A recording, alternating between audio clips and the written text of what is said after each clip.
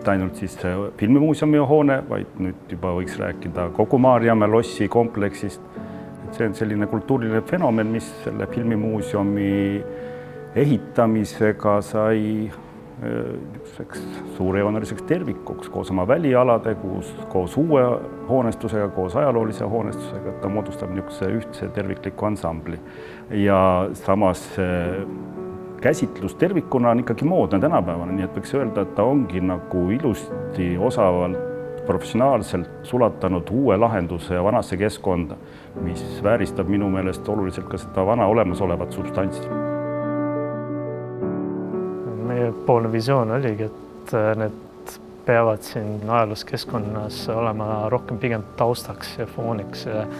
Ja me olemegi tükeldanud väiksemaks tükkideks, et see maja nagu näeks väiksem välja, kui ta tegelikult on. Ja nagu konkureeriks ja võistaks siin vanatoonetega, vaid sulanduks ilusasti keskkonda. Et kui oleks siin 150 meetrit pikk rodumaja, siis see oleks ka üsna kõrge tulnud, et kõike seda ära mahutada, et siis me tulimegi maa sisse ja siis mingite osadega maa peale ja hoidsime joont, et me ei lähe ajaloolisest hoonestusest kõrgemale.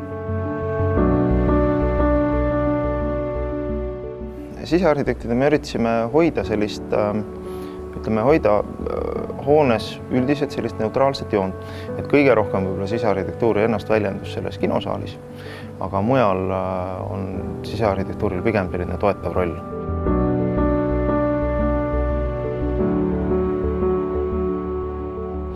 Erinevalt näiteks kommertskinost, mis on alati mõeldud parimaks võimalikuks filmi vaatamiseks, on alati nagu selline süsimust ja märkamatu. Et siin on ikkagi natukene see saal on meelega tehtud hall, et ta oleks tegelikult nagu võimalik aru saada, et sa oled saalis. Siin on ka mõeldud selle peale, et selline, et ta annaks ka mingisuguse ruumi mulje ja ka nagu annaks esteetilist kogemust. Välide ja alade üheks keskseks alaks võiks pidada Eesti kaardikuulist mänguväljaku ala. See on esindatud, kus on esindatud kõik Eesti maakaardile omased maamärgid ja kogu oma teede võrgustikuga.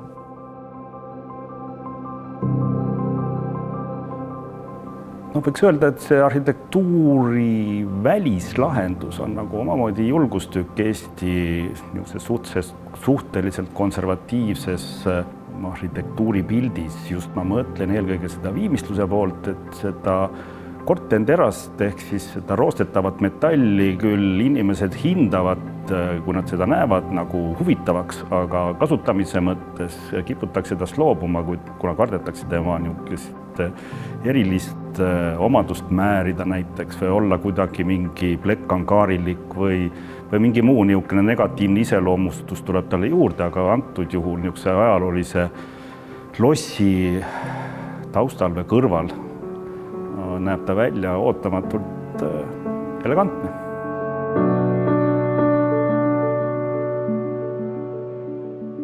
Kui vaadata meie seda 2012. aasta võistlustööd, vaadata neid hooneid, siis mitte midagi ei ole muutunud. Et tegelikult me saime realiseerida selle, mis me juba ideekavandiga paika panime.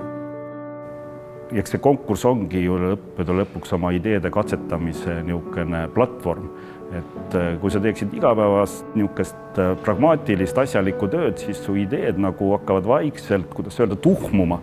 Ja konkursitel osalemine annab ikkagi võimaluse neid arhitektuuri niisuguse eesrindlikke ideid ellu viia, sellepärast et konkurss, see töö on just see, mis tuleb realiseerida. Et kui sa teed nagu tavatööd, siis sa võid huvitava idee välja pakkuda, millega ollakse ka nõus, aga kui hakatakse nagu lähenema juba projekteerimise lõppfaasi, kust tulevad ka hinnanumbrid mängu, ehitushinnanumbrid eelkõige, siis võib juhtuda, et see sinu särav idee hakatakse nii-öelda vaikselt neid olulisi kohti nagu kärpima, mida konkursitöö puhul ei saa teha, sest konkursitöö on avalik, žürii on selle välja valinud ja need ideed tuleb ellu viia.